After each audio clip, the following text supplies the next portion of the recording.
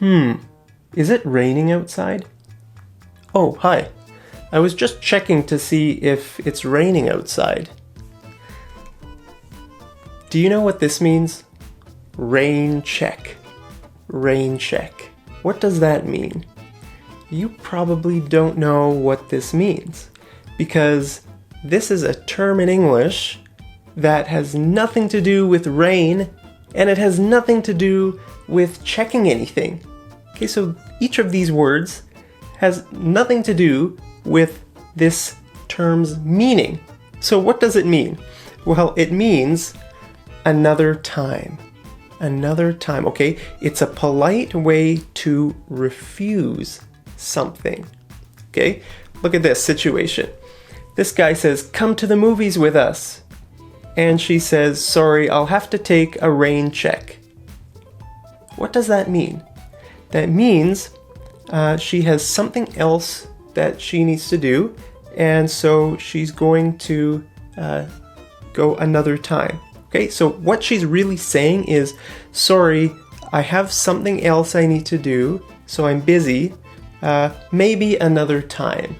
Maybe another time." Okay, she can't go with him and his friends to the movies because something came up, and so she wants to go.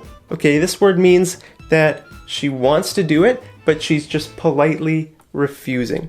Okay, so you could say, "I'll have to take a rain check." Or you can say, "Could I take a rain check?"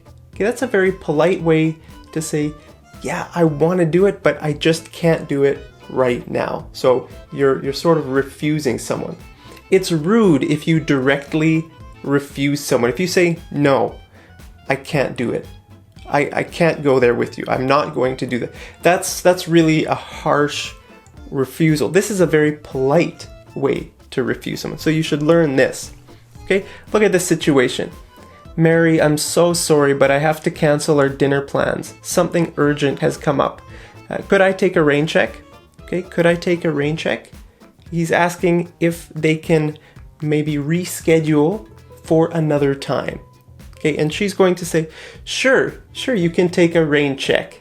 You know, maybe next month, maybe next week, who knows? Some other time in the future, they're going to try again. Another time. Okay, so I want you to tell me about a time that you had to take a rain check. Let me know in the comments right down there, and I'll see you over in the next episode of Mad English TV. Take care.